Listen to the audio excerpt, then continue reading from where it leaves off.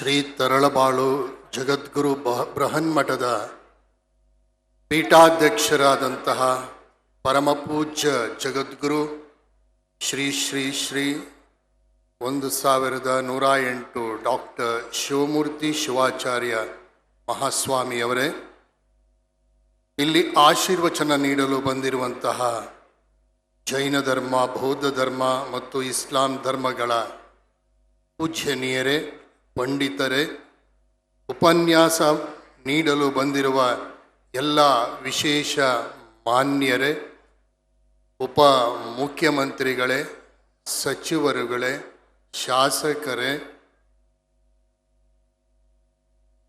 ಈ ಮಹಾಸಂಸ್ಥಾನ ಮಠದ ಎಲ್ಲ ಪದಾಧಿಕಾರಿಗಳೇ, ಹಿರಿಯರೇ ಹಾಗೂ ಆಗಮಿಸಿರುವ ಸರ್ವ ಭಕ್ತ ಬಂಧುಗಳೇ, ಪ್ರಪ್ರಥಮವಾಗಿ ಈ ರೀತಿಯ ಈ ಸರ್ವಧರ್ಮ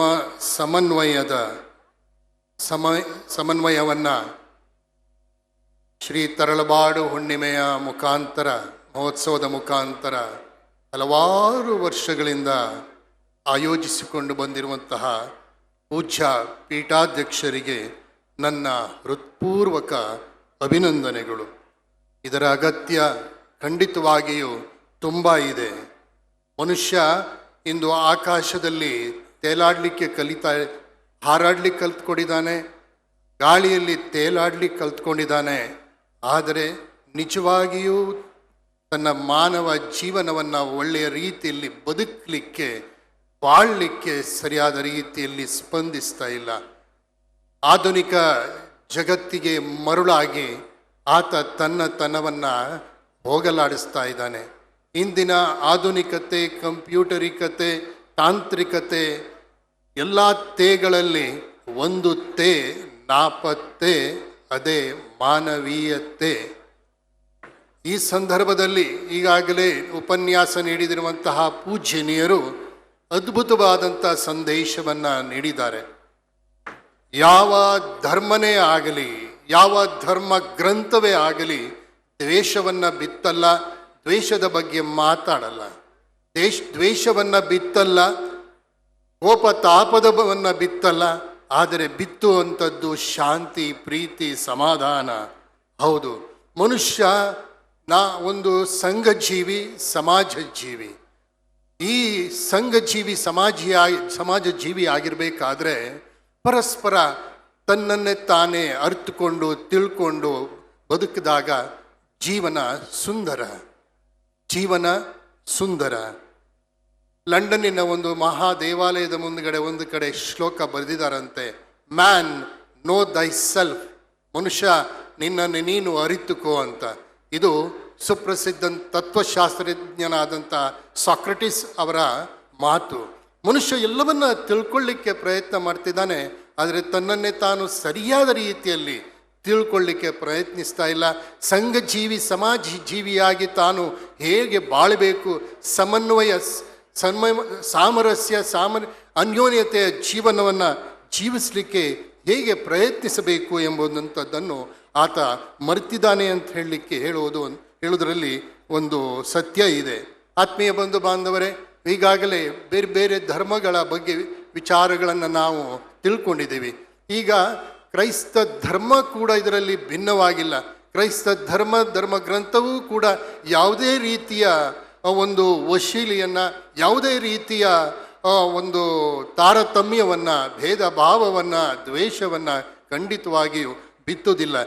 ಪ್ರಭು ಕ್ರಿಸ್ತರ ಜೀವನದ ಆಧಾರದ ಮೇಲೆ 3 ಮುಖ್ಯ ವಿಚಾರಗಳನ್ನು ಕೆಲವು ನಿದರ್ಶನಗಳ ಮುಖಾಂತರ ನಿಮ್ಮ ಮುಂದೆ ಇಡಲಿಕ್ಕೆ ಬಯಸ್ತೀನಿ. ಮೊದಲನೇದಾಗಿ 3 ಮುಖ್ಯ ವಿಚಾರಗಳು. ಮೊದಲನೇದಾಗಿ ಸೆಪ್ಟೆಂಬರ್ 2017ನೇ ಇಸ್ವಿ ರಾಜ್ಕೋಟ್ ಎಂಬಲ್ಲಿ ಒಂದು ಘಟನೆ ನಡೀತು. ತಾವೆಲ್ಲರೂ ಓದಿದ್ದಿರಬಹುದು, ಕೇಳಿದ್ದಿರಬಹುದು. ಒಬ್ಬ ಮಹಿಳೆ, ವೃದ್ಧ ಮಹಿಳೆ 4ನೇ ಮಹಡಿಯಿಂದ ಕೆಳಗಡೆ ಬಿದ್ಲು. ವರ್ತಮಾನ ಪತ್ರಿಕೆಯಲ್ಲಿ, ದೈನಂದಿನ ಪತ್ರಿಕೆಗಳಲ್ಲಿ ಅದರ ವಿಚಾರ ಬಿತ್ತರವಾಯಿತು. ಏನಂತ, ಆಕೆ ಆತ್ಮಹತ್ಯೆ ಮಾಡಿಕೊಂಡಿದ್ದಾಳೆ ಅಂತ.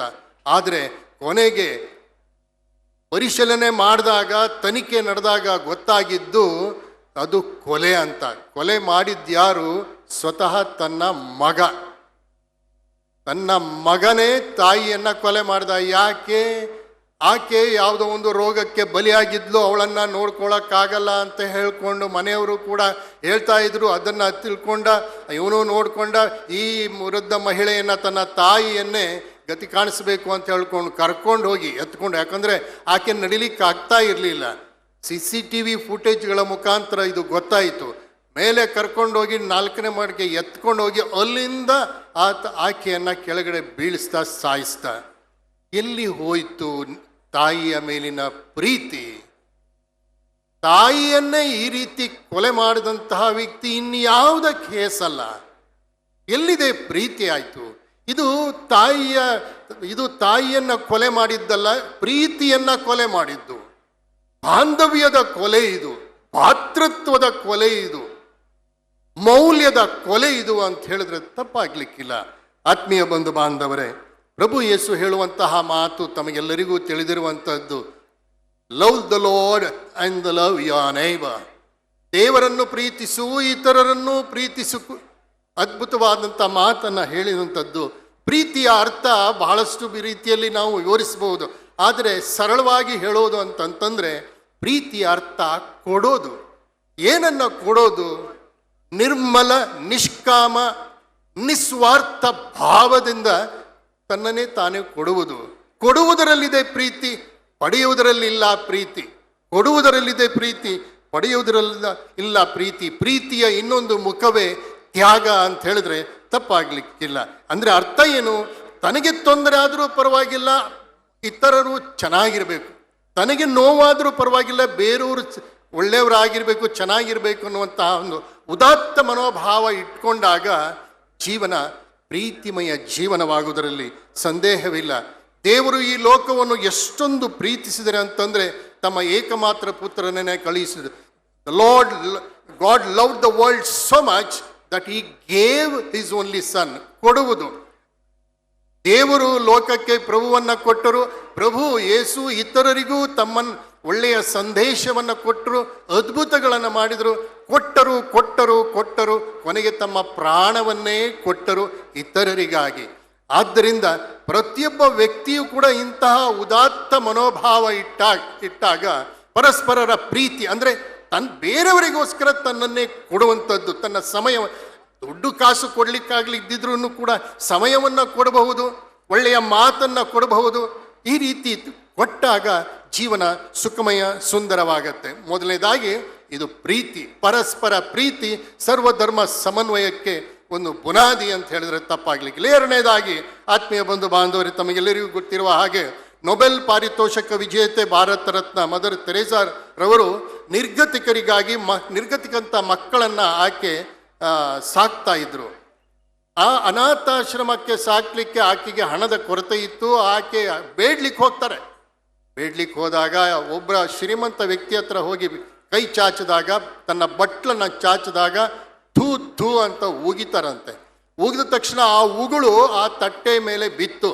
ಆಗ ಆಕೆ ಹೇಳ್ತಾಳಂತೆ, ಈ ಉಗುಳು ನನಗೆ, ಆದರೆ ನನ್ನ ಮಕ್ಕಳಿಗೆ ಕೊಡ್ರಿ.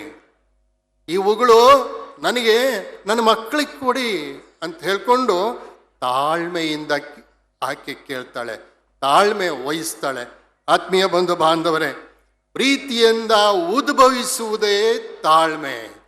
ಪ್ರೀತಿಯ ಬಗ್ಗೆ ನಾನು ಮಾತಾಡಿದೆ. ಈ ಪರಸ್ಪರ ಪ್ರೀತಿಯಿಂದ ಉದ್ಭವಿಸುವಂಥದ್ದೇ ತಾಳ್ಮೆ, ಸಹನೆ. ಪ್ರಭು ಯೇಸು ಕ್ರಿಸ್ತರ ಜೀವನದಲ್ಲಿ ನೀವು ನೋಡ್ತೀರಿ, ಪ್ರಭು ಯೇಸು ಕ್ರಿಸ್ತರು ತಾಳ್ಮೆಯ ಪ್ರತೀಕ ಅಂತ ಹೇಳಿದ್ರೆ ತಪ್ಪಾಗ್ಲಿಕ್ಕೆ ಇಲ್ಲ. ವಧಾಸ್ಥಾನಕ್ಕೆ ಕರೆದುಕೊಂಡು ಹೋಗುವ ಕುರಿಮರಿಯ ಹಾಗೆ ಅವರನ್ನು ಎಳ್ಕೊಂಡು ಹೋಗ್ತಾರೆ. ಆದರೆ ಲವಲೇಶು ಅವರು ಏನೂ ಒಂದು ಚಕಾರ ಎತ್ತಲ್ಲ, ತಾಳ್ಮೆಯಿಂದ ತಾಳ್ಕೊಂಡು ಆಮೇಲೆ ಎಲ್ಲವನ್ನ ಸ್ವೀಕಾರ ಮಾಡ್ತಾರೆ. ಹೌದು, ಅವ್ರು ಹೇಳಿದಂಥ ಮಾತು ಏನು? ಎಡೆ ಕೆನ್ನೆಗೆ ಹೊಡೆದರೆ ಬಲ ಕೆನ್ನೆಯನ್ನು ಮುಂದೆ ಮಾಡು. ಅದು ಆ ರೀತಿಯ ಒಂದು ತಾಳ್ಮೆಯಿಂದ ತಾಳುವಂತಹ ಮನೋಭಾವ. ಯಾರೋ ಒಬ್ಬ ವ್ಯಕ್ತಿ ಹೇಳಿರುವಂತಹ ಒಂದು ಮಾತು, ತಾಳಿದವನು ಬಾಳಿಯಾನು ಅಂತ. ಹೌದು, ಜೀವನದಲ್ಲಿ ತಾಳ್ಮೆಗೆ ಒಂದು ಬಹುಮುಖ್ಯ ಸ್ಥಾನ ಇದೆ. ತಾಳಿದವನು ಬಾಳಿಯಾನು. ಆದರೆ ಈ ವಧುವರರ ಒಂದು ಇದ್ರ ಸಂದರ್ಭದಲ್ಲಿ ನಾವು ಹೇಳ್ತೀವಿ, ಯಾರೊಬ್ಬರು ದಾರ್ಶನಿಕರು ಹೇಳಿದಂಥ ಮಾತು, ತಾಳಿ ಎನ್ನುವಂಥ ಪದನ ಒಂದು ಮಹಿಳೆ ಮಂಗಳಸೂತ್ರವನ್ನು ಧರಿಸ್ತಾಳೆ, ತಾಳಿಯನ್ನ ಧರಿಸ್ತಾಳೆ. ಹೌದು, ತಾಳಿ ಅಂತ ಎನ್ನುವಂಥ ಮಂಗಳಸೂತ್ರಕ್ಕೆ ಆ ಒಂದು ಪದ ಕೂಡ ಉಪಯೋಗಿಸ್ತೀವಿ, ತಾಳಿ. ಮದುವೆ ತಾಳಿ ಕಟ್ಟುವ ಮುಂಚೆ, ತಾಳಿ ಅಂದರೆ ಮದುವೆ ಆಗುವ ಮುಂಚೆ ನೀನು ಸ್ವಲ್ಪ ಯೋಚನೆ ಮಾಡಬೇಕು, ಎಂತಹ ಒಂದು ಜೀವನಕ್ಕೆ ನೀನು ಪ್ರವೇಶ ಮಾಡ್ತಾ ಇದೀಯಾ ಅಂತ ಹೇಳ್ಕೊಂಡು ನೀನು ಸ್ವಲ್ಪ ಯೋಚನೆ ಮಾಡಬೇಕು. ತಾಳಿ ಕಟ್ಟುವ ಮುಂಚೆ ತಾಳಿ, ತಾಳಿ ಕಟ್ಟುವ ಸಂದರ್ಭದಲ್ಲೂ ತಾಳಿ ಅಂತಂದ್ರೆ ಆವಾಗಲೂ ಕೂಡ ಕಾಲ ಮಿಂಚೆಲ್ಲ ಚೆನ್ನಾಗಿ ಯೋಚನೆ ಮಾಡುವಂತ. ಮೂರನೇದು ಬಹಳ ಮುಖ್ಯ, ತಾಳಿ ಕಟ್ಟಿದ ಮೇಲೆ ಶಾಶ್ವತವಾಗಿ ತಾಳಿ. ತಾಳಿ ಕಟ್ಟಿದ ಮೇಲೆ ಶಾಶ್ವತವಾಗಿ ತಾಳಿ ಅಂದ್ರೆ ಅದರ ಅರ್ಥ ಏನು? ಅಷ್ಟೊಂದು ಒಳ್ಳೆಯ ಒಂದು ಸಂದೇಶ ಇದು ಕೊಡ್ತದೆ. ಏನಂತಂದ್ರೆ ತಾಳ್ಮೆ ಬಹಳ ಬಹಳ ಮುಖ್ಯ ಜೀವನದಲ್ಲಿ ಅಂತ. ಸಹನೆಯಿಂದ 1000 ಸಮಸ್ಯೆಗಳನ್ನು ಬಗೆಹರಿಸಬಹುದಂತೆ, ಅಸಹನೆಯಿಂದ ಅಸಂಖ್ಯಾತ ಸಮಸ್ಯೆಗಳನ್ನು ಹುಟ್ಟು ಹಾಕಬಹುದಂತೆ. ಆದ್ದರಿಂದನೇ ತಾಳಿದವನು ಬಾಳ್ಯ ಅನ್ನುವಂತ ನಾವು ಕೇಳಿರುವಂಥದ್ದು. ಒಬ್ಬ ವ್ಯಕ್ತಿ ಹೇಳ್ತಾನೆ, let there be patience in the world, let there be patience in the world, but let it begin with me. ಜಗದಲ್ಲೆಲ್ಲ ತಾಳ್ಮೆ ಇರಲಿ, ಆ ತಾಳ್ಮೆ ನನ್ನಿಂದ ಪ್ರಾರಂಭವಾಗಲಿ, ನನ್ನಿಂದ ಪ್ರಾರಂಭವಾಗಿ ನಾನು ಮೊದಲು ತಾಳ್ಮೆಯ ವ್ಯಕ್ತಿ ಆಗಬೇಕು ಅನ್ನುವಂತಹ ಸಂದೇಶ ಇದು ಕೊಡ್ತಾ ಇದೆ. ಆತ್ಮೀಯ ಬಂಧು ಬಾಂಧವರೇ, ಹೌದು, ನಾನು ಪ್ರೀತಿಯ ವ್ಯಕ್ತಿಯಾಗುವುದು ಹೇಗೆ? ಪ್ರೀತಿಯ ವ್ಯಕ್ತಿಯಾಗುವುದು ತಾಳ್ಮೆಯಿಂದ. ಈ ಪ್ರೀತಿ ಮತ್ತು ತಾಳ್ಮೆ ಯಾವುದರಲ್ಲಿ ವ್ಯಕ್ತವಾಗುತ್ತೆ? ಪ್ರೀತಿ ಮತ್ತು ತಾಳ್ಮೆ ಸೇವೆಯಲ್ಲಿ ವ್ಯಕ್ತವಾಗುತ್ತೆ. ಪ್ರೀತಿ ಮತ್ತು ತಾಳ್ಮೆಯ ಬಾಹ್ಯ ಚಿಹ್ನೆ, the external sign is nothing but service. ಈ ಸೇವೆಯನ್ನ ಬಹಳ ಮಂದಿ ಬಹಳ ರೀತಿಯಲ್ಲಿ ಮಾಡ್ತಾ ಇದ್ದೀವಿ, ಮಾಡಬೇಕು. ಆವಾಗ ಜೀವನ ಸುಖಮಯ. ಪ್ರಭು ಯೇಸು ಹೇಳಿರುವಂತಹ ಮಾತು, whatever you did it to the least of my brethren, you did it to me. ಪರರಿಗೆ ನೀನು ಏನು ಮಾಡಿದೆಯೋ ಅದನ್ನು ನೀನು ನನಗೆ ಮಾಡಿದೆ. ನಾನು ದಣಿದಿದ್ದೆ, ನೀನು ನನಗೆ ನನ್ನ ಬೆವರನ್ನು ಒರೆಸಿದೆ. ನಾನು ಆಹಾರ ಇಲ್ಲದೆ ಇದ್ದೆ, ನೀನು ಆಹಾರ ಕೊಟ್ಟೆ. ನಾನು ಬೆತ್ತಲೆ ಆಗಿದ್ದೆ, ನನಗೆ ಬಟ್ಟೆ ಕೊಟ್ಟೆ. ನಾನು ಬಂಧಿತನಾಗಿದ್ದೆ, ನೀನು ಬಂದು ನನಗೆ ಸಂಧಿಸಿದೆ. ಇಂತಹ ಒಂದು ಸೇವೆಯ ಸಂದೇಶ ಪ್ರಭು ಹೇಳಿರುವಂಥದ್ದು.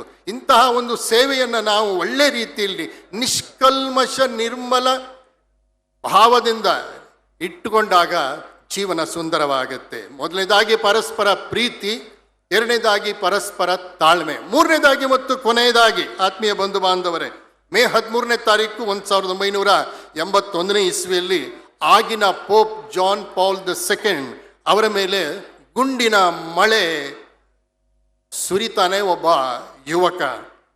ಪೋಪ್ ಕುಸಿದು ಬಿದ್ರು. ಆಸ್ಪತ್ರೆಗೆ ಅವರನ್ನ ಸೇರಿಸಿದ್ರು. ಗುಣಮುಖರಾದ ಮೇಲೆ ಆ ವ್ಯಕ್ತಿಯನ್ನ ನೋಡ್ಲಿಕ್ಕೆ ಜೈಲಿಗೆ ಹೋಗ್ತಾರೆ. ಜೈಲಿಗೆ ಹೋಗಿ ಭೇಟಿ ಮಾಡಿ ಅವನಿಗೆ ಕ್ಷಮೆ ಕೊಡ್ತಾರೆ. ಕ್ಷಮೆ ಇನ್ನೊಂದು ಪ್ರೀತಿಯ ಇನ್ನೊಂದು ಮುಖ. ಸಾಮರಸ್ಯ ಜೀವನದ ಸಮನ್ವಯ ಬಾಳ್ವೆಗೆ ಕ್ಷಮೆ ಅತಿ ಅಗತ್ಯ. ಏನೋ ಒಂದಾಯ್ತು ಅಂತ ತಕ್ಷಣ ಮತ್ತೆ ಅವನ ಮೇಲೆ ವಿಷ ಕಾರೋದಲ್ಲ, ಅಥವಾ ಅವಳ ಮೇಲೆ ವಿಷ ಕಾರೋದಲ್ಲ. ಪ್ರೀತಿಯಿಂದ, ಸಹನೆಯಿಂದ, ತಾಳ್ಮೆಯಿಂದ ಕ್ಷಮೆ ನೀಡುವಂಥದ್ದು. ಪ್ರಭು ಯೇಸು ಕೂಡ ಶಿಲುಬೆ ಮೇಲೆ ಹೇಳ್ತಾರೆ, lord forgive them for they do not know what they are doing. ತಂದೆಯೇ ಅವರನ್ನ ಕ್ಷಮಿಸು, ಅವ್ರು ಏನು ಮಾಡ್ತಾರೆಂದು ಅವರು ಅರಿಯರು. ಅವರು ಕ್ಷಮೆ ಕೊಡ್ತಾ ಹೋದ್ರು. ಒಂದ್ಸರ್ತಿ ಒಬ್ಬ ವೇಶ್ಯೆಯನ್ನ ಪರಿಸಾಯರು, ಅವರ ವಿರೋಧಿಗಳು ಹಿಡ್ಕೊಂಡು ಬಂದು ದರ ಹಿಡ್ಕೊಂಡು ಬಂದು ಕಾನೂನಿನ ಪ್ರಕಾರ ಆಕೆಯ ಮೇಲೆ ಕಲ್ಲನ್ನು ಎಸೆದು ಕೊಲ್ಲಬೇಕು. ನೀವೇನು ಹೇಳ್ತೀರಿ ಸ್ವಾಮಿ ಅಂತ ಹೇಳ್ಕೊಂಡು ಪ್ರಭು ಯೇಸುವನ್ನು ಕೇಳಿದಾಗ ಅವರು ಸ್ವಲ್ಪ ಹೊತ್ತು ನೋಡ್ತಾರೆ, ಕೆಳಗಡೆ ನೋಡಿಕೊಂಡು ಹಾಗೆ ಬರೀತಾರೆ. ಆಮೇಲೆ ಹೇಳ್ತಾರೆ, ಕಲ್ಲನ್ನು ಹಿಡ್ಕೊಂಡು ಬಂದಿದ್ರು ಸುಮಾರು ಜನ ಆಕೆ ಮೇಲೆ ಕಲ್ಲು ಬೀರ್ಲಿಕ್ಕೆ, ಕಲ್ಲಿಂದ ಹೊಡೆದು ಸಾಯಿಸ್ಲಿಕ್ಕೆ ಕಲ್ಲುಗಳನ್ನು ಹಿಡ್ಕೊಂಡು ಬಂದಿದ್ದಾರೆ. ಯೇಸು ಹೇಳ್ತಾರೆ, ನಿಮ್ಮಲ್ಲಿ ತಪ್ಪು ಮಾಡದೇ ಇರುವವನು ಮೊದಲು ತನ್ನ ಕಲ್ಲನ್ನು ಅವಳ ಮೇಲೆ ಎಸೆಯಲಿ. ನಿಮ್ಮಲ್ಲಿ ಯಾರು ತಪ್ಪು ಮಾಡಿಲ್ಲ, ಅವರು ಮೊದಲು ತಮ್ಮ ಕಲ್ಲನ್ನು ಅವರ ಮೇಲೆ ಎಸೆಯಲಿ. ಎಂಥ ಮಾತಿದು ಆತ್ಮೀಯ ಬಂಧು ಬಾಂಧವರೇ. ವೈರಿಗಳನ್ನು ಪ್ರೀತಿಸಿರಿ, ಪೀಡಿಸುವವರಿಗಾಗಿ ಪ್ರಾರ್ಥಿಸಿರಿ ಎಂದು ಪ್ರಭು ಹೇಳಿರುವಂಥದ್ದು. ಹೌದು, ಈಗಾಗಲೇ ನಾನು ಹೇಳಿದೆ ಮತ್ತು ಇತರರು ಎಲ್ಲರೂ ಹೇಳಿದರು, ಯಾವ ಧರ್ಮ ಗ್ರಂಥವೂ ಕೂಡ ದ್ವೇಷವನ್ನು ಬೋಧಿಸುವುದಿಲ್ಲ, ದ್ವೇಷವನ್ನು ಬಿತ್ತಲ್ಲ. ಪ್ರೀತಿ, ಕ್ಷಮೆ, ತಾಳ್ಮೆ ಈ ಮೂರನ್ನು ಖಂಡಿತವಾಗಿ ಬಿತ್ತುವಂಥದ್ದು. ಆತ್ಮೀಯ ಬಂಧು ಬಾಂಧವರೇ, ಈ ಒಂದು ಸರ್ವಧರ್ಮ ಸಮನ್ವಯದ ಈ ಸಮ್ಮೇಳನ ನಿಜವಾಗಿಯೂ ಅಪೂರ್ವವಾದಂಥ ಸಮ್ಮೇಳನ. ಪೂಜ್ಯ ಪೀಠಾಧ್ಯಕ್ಷರು ಇದನ್ನು ಆಯೋಜಿಸಿರುವುದು ಸ್ತುತ್ಯಾರ್ಹ, ಮೆಚ್ಚುಗೆಗೆ ಅರ್ಹ ಎಂದು ನಾನು ಹೇಳಬಲ್ಲೆ.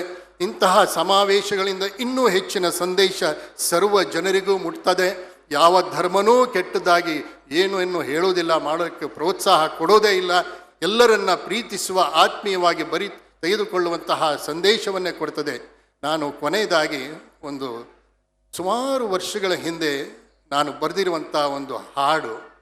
ನಮ್ಮ ಈ ಭಾರತ ಎಷ್ಟು ಅಪೂರ್ವವಾದಂಥ ದೇಶ, ಅನೇಕ ಸಂಸ್ಕೃತಿಗಳ ಜಾತಿ ಮತಗಳನ್ನು ಒಳ್ಳೆ ರೀತಿಯಲ್ಲಿ ಆಧರಿಸಿ ಸ್ವೀಕರಿಸಿಕೊಂಡು ಹೋಗ್ತಾ ಇರುವಂಥದ್ದು ಶ್ರೇಷ್ಠ ದೇಶ ವಿಶ್ವದಲ್ಲಿ ಅಂತ ಹೇಳಿದ್ರೆ ತಪ್ಪಾಗಲಿಕ್ಕಿಲ್ಲ. ನಾನು ಮತ್ತು ನೀವು ಪ್ರತಿಯೊಬ್ಬರು ಈ ಮಣ್ಣನ್ನು, ಈ ಗಾಳಿಯನ್ನು, ಈ ನಮ್ಮ ದೇಶವನ್ನು ಅತ್ಯಂತ ನಿಕಟವಾಗಿ, ಉತ್ಕಟವಾಗಿ ಪ್ರೀತಿಸಲೇಬೇಕು.